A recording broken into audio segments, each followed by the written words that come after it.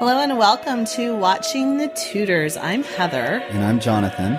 And this is the show where we watch the Tudors and break down the truth behind the dramas, talking about the backstory and some of the stuff that maybe was left out and what the truth is to the drama that we see on the screen. So I'm Heather, and I have another podcast, the Renaissance English History podcast, that I've had since 2009.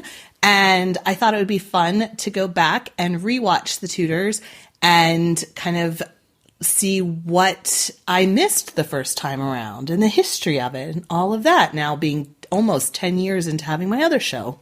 Yes, and I'm Jonathan, her husband, whose interest in history goes as far as having a wife who's interested in history. And I thought I would enjoy watching a show to catch up a little bit on this stuff she's interested in, this Tudor stuff. This Tudor stuff. Yeah. Awesome. There you go. It's been fun. Yeah. Well, this episode was hard. You cried. Yeah, I'm probably going to cry during this episode. So if you don't like hearing men cry. He's a sensitive one. Yeah.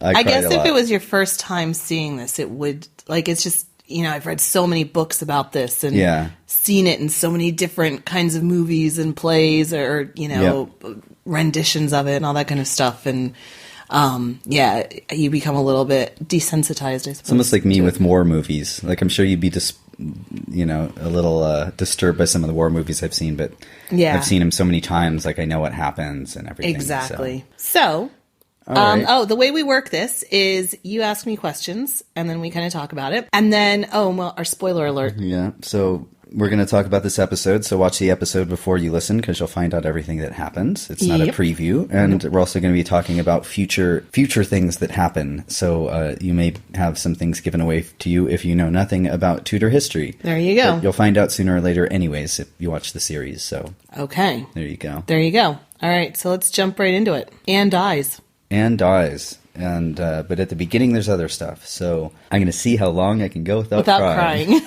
This is like a contest, like a race. So there was the first scene was Henry in the church with women singing behind him, and he loses his temper at those women singing. Yes. And you said, ask me about this. So I'm assuming this wouldn't have happened, or what? Well, women weren't allowed to be choristers. Okay. There were only boy choristers and men. And that's why he was so disturbed because he's like, why are there women singing in here? What's going on? Exactly. So that was just completely wrong. Totally would not have happened. No, women were not. No, that's It's just like it's like having aliens. Exactly. It's like what? Alien choristers would have made more sense than women choristers. Yes. Okay.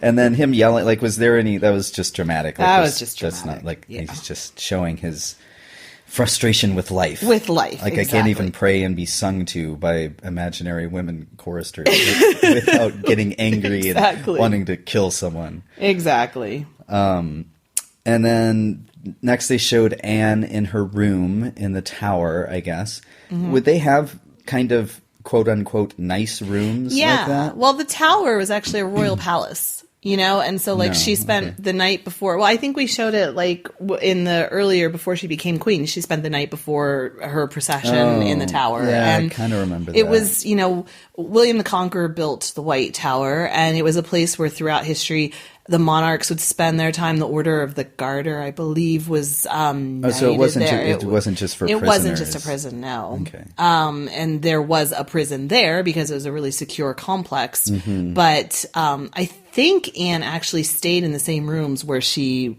spent before. Yeah, there was the Queen's rooms. How the times change. Exactly. 3 years makes a big difference.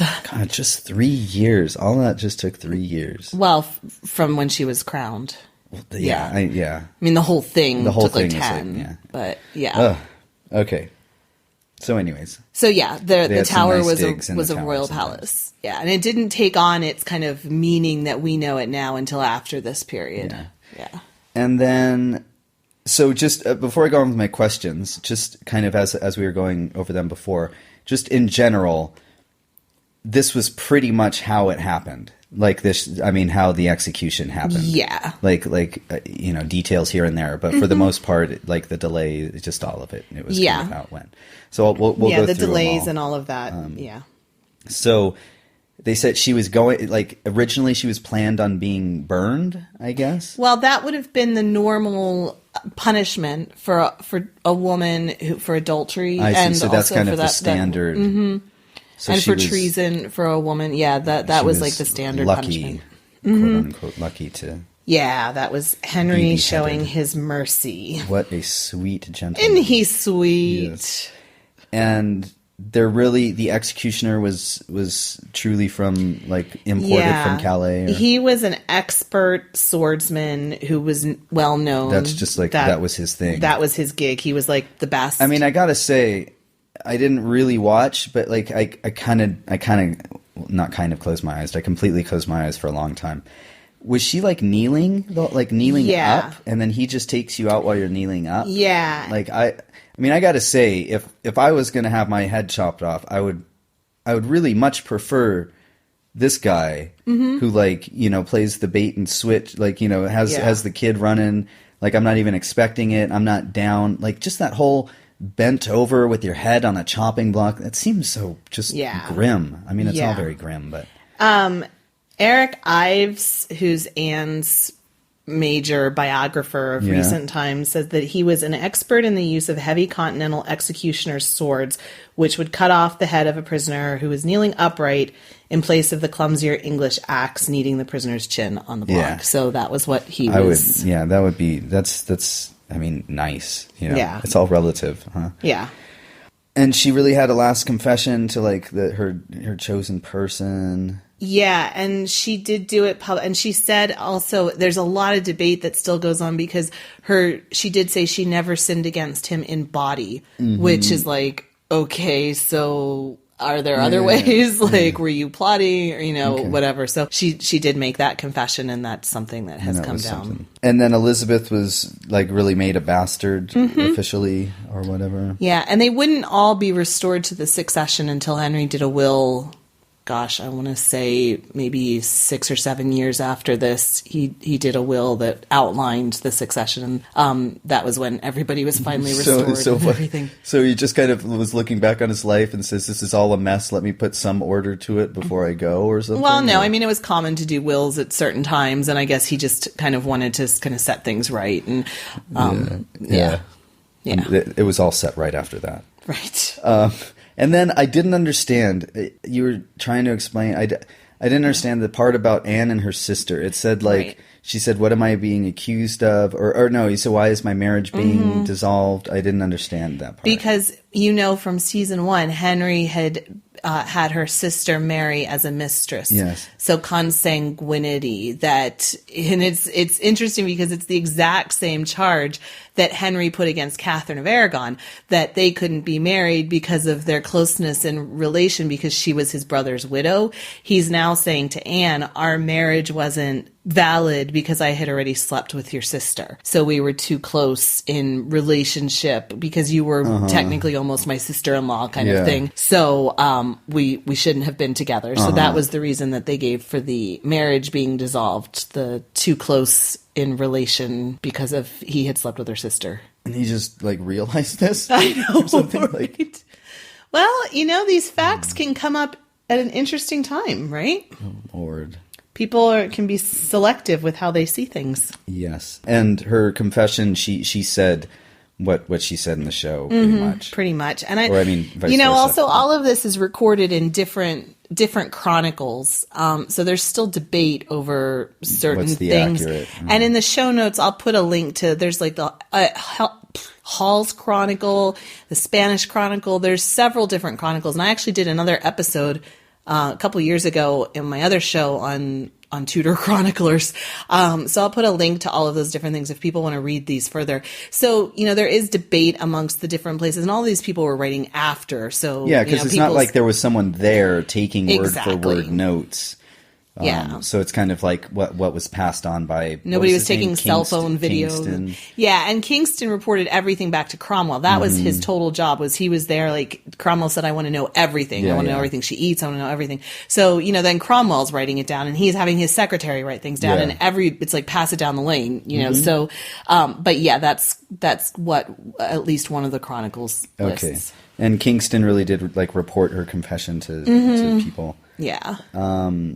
And Mary, and then there's a part about, like, Mary had been in contact with Chapuis. Yeah, Chapuis had been in contact with her ongoingly. And that's just because she's Catherine's daughter. Exactly. Like, and he was going to be looking out for her. Connection. He was going to be looking out for her and he saw himself in kind of as her protector and everything. But because of the Spanish thing. Yeah. I mean, it's not because she was Catholic necessarily. No, it's because she was Catherine's daughter. Or because he just felt a desire to care. Oh, and you kind of mentioned, I was kind of asking how Mary could be a bastard and Elizabeth be a bastard, and yet both of them become queen, but you kind of mentioned about the will that kind of reinstates the lineage. And then there was that really good, in my opinion, montage where they were, contrasting and getting ready for her execution, and Jane, like, getting ready to, not like getting ready for her wedding, but like, getting excited for the king. And there was music playing during that. Yeah. And you were sort of squirming. Like, what was going on? No, that was the Talus's 40-part more... 40... no, it's 42. It's 40-part motet, Spam and Allium, which was written, like, 30 years later. Like... It wasn't. And then they also played, they were playing Vaughan Williams's theme, his Fantasia on a theme of Thomas Tallis, which Vaughan Williams is a more modern composer. And he wrote this theme based on Thomas Tallis on a set of tunes that Thomas Tallis wrote for Matthew Parker, the Archbishop of Canterbury, under the reign of Elizabeth, and then Vaughan Williams did a modern reinterpretation of it, and that's what they were playing during the one part, and then during the other part, they were playing Tallis's 40-part motet, Spem and Allium, and that was written again like 35 years later, and it was just like, I couldn't take it. Why not just play Adele? Huh? Why not just play Justin Bieber, right? It's just like, what? Yeah. All right. I thought it was pretty. But it is pretty. It's a titan of this. I mean, it's amazing. I just didn't know what kind of offense I was It's funny. There are people who are like into costumes who look at this show and like notice the costumes. I don't. Like, oh my gosh, they wouldn't wear that at that time. Right. I don't notice the costumes because it's not my thing. Like they all just kind of look the same to me. What was I upset about? Oh, I was upset that Henry said he wanted to go on a horse ride. And didn't say where he was going to. Yeah, because the people who were packing the stuff. It's like, how much stuff do we need to pack? That's just kind of unrelated, but there you go. There you go. So I was very upset about the music in this episode. Did Anne really say that little quip about her neck? Yes, she did. And then she laughed. And it was... she was having a really hard... I mean, obviously, anybody would be having a hard time. She was losing it. And that was during a period when she was losing it. Yeah. Later on, I'm not sure. We'll see it. I forget which season, if it's next season or season 4, when he executes Catherine Howard. She asked for a block to be brought so she could practice. So, that's... People all figure out what's going on there. People figure out different ways of dealing with things, and that was Anne had that come out. And so it was really delayed, like a whole day. Yes, it wasn't like, and it was like a couple hours, hours. It wasn't just okay, it's tomorrow, but it's like, oh man, that's really rough. Yeah, that's like really rough. Yeah, it was, and she said those things like, I thought she was really upset. Like I was prepared. Like I thought I was, and she did say too, like maybe he's testing me. Maybe I'm going to be sent to a nunnery. And she, even until the very end, like people thought, okay, there's no way he can kill her. Like all the things that he did for her. And she's a queen. A queen had never been executed. I wrote that down. I said, like, they killed a queen. Like, I can't believe and they she was an queen. anointed queen. Catherine Howard was never even anointed. And like she was she had the holy oil put on her. An anointed queen. And she was killed. Yeah. And not by like a foreign country that took over, not by like war, rebels or something, but by the guy. And then did he really go to Jane's house? Yeah, he did. Like while they were awaiting the execution. Well, he put her at a palace separate. And the thing is, it was really, it's interesting to see Jane's perspective in this. And Alison Weir has a new book out about her. I'm going to be interviewing her on my other show later on this month on Jane Seymour. And it's interesting to see people debating, like, did she know what was going on? Did she not? Like, how was she involved in all of this? Yeah, how much? And, she would have known for sure. She would have known that some of the dates were off of these accusations against Anne because they were dates when Anne was still in childbed or, had just had a miscarriage. And there was no way she was going to be having an affair with Mark Smeaton. And Jane would have known some of this stuff, right? And so on that hand, it's like, how could she go along with this? But on the other hand, she had seen Anne displace Catherine, and people say, and a lot of historians say, like, she saw it almost as her sacred duty to bring Mary back into the succession and to kind of right this wrong that had been done. And she maybe didn't know it was nobody would have thought it would lead to her death, But in terms of, like, was she hanging out with Henry during that time? Henry was actually on barges with women throwing themselves at him during this period. Like, he had these parties on boats on the river. And she was hearing about some of this. And for a little bit, she was probably thinking like, oh, he's going to get over me now, too. And I think she wanted to she really felt this kind of sacred duty to try to fix what had gone wrong. And so, yeah, he was with her during that time. To me, like, just what I don't understand, like with the father, he's like, yeah, I'd like to marry your daughter. And it's like, dude, like, he's literally... chopping off the head of the last person he did this to, like right now, like today or whatever. Yeah. Are you not worried? Like, well, I think the Seymours were still Catholic, and I think that people saw this as an opportunity, like almost, for their team to get back in the game. Yeah, and almost like that was a test from God. And she was wrong. She was like almost the instrument of the devil. Yeah, because it's not like there was a pattern. I mean, Henry didn't kill Catherine. Right. There wasn't a pattern yet. Exactly. And so people could have seen it as like, it was this test that God put to the kingdom, and now it's their time to make things right. Okay. That answers my question about why Jane would want Mary to be reinstated. Mm-hmm. And then... Again, the sword, like the how the boy ran to get the guy's sword. You said that was accurate as well. Like that was his in her execution. Yeah, that's what people say that happened. He said, go fetch me, and he had it hidden in the straw. Yeah, and when she turned up her head to look, that's when he did it. That's good. That's smart. There was a reason he was paid like more than a year's salary for one stroke. Yeah. Yeah, and I can't believe they killed a queen. I can't believe it. Yeah. And for all the bad I've talked about Anne, she really doesn't deserve this. No. And do you think Cromwell felt bad? I do. A lot of people say Cromwell was this, like, who's the guy, Hermann Hesse, or like one of the people who like supported Hitler, right? Like they knew they were doing bad and they did it anyway, and blah, blah, blah, blah, blah. There's a lot of Cromwell haters who, think he was this horrible person for doing this and was really cold and all of that. And I don't see him quite that way. I think he was a survivor. And he did what he needed to do to survive and rise. And sometimes it worked out for him, and eventually in the end it didn't, because he lost his head just 5 years after this. But 4 years after this. But, I think that he was human. He had a family. He'd lost children. He'd lost a wife. He knew what loss was. And I think he probably would have felt bad, but at the same time he probably would have been like, I can't dwell on it. Like, this was what I had to do to survive. And if he stopped, the amount of people that were killed under his watch and under Henry's watch, if he stopped to think about all of those, like, it would have he couldn't have thought, he would have been tormented. Yeah. So I think he probably felt bad about it for a little while and thought like that's a horrible thing to have done, and poor Anne, and probably prayed for her. But, I don't think he spent time dwelling on it. Yeah. All right. And maybe he did go to the chapel that morning and prayed and all of that kind of stuff like that, because again, it was a huge deal. Mm-hmm. It was like probably everybody in England was freaking out. Mm-hmm. Like, they're killing a queen. Yeah.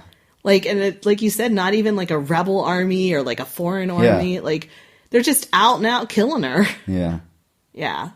So I'm sure it would have been like, part of him might have even gone to like, to pray, because it's like, oh my God, what has the country come to? Like, what's going on in this? What's our world like now?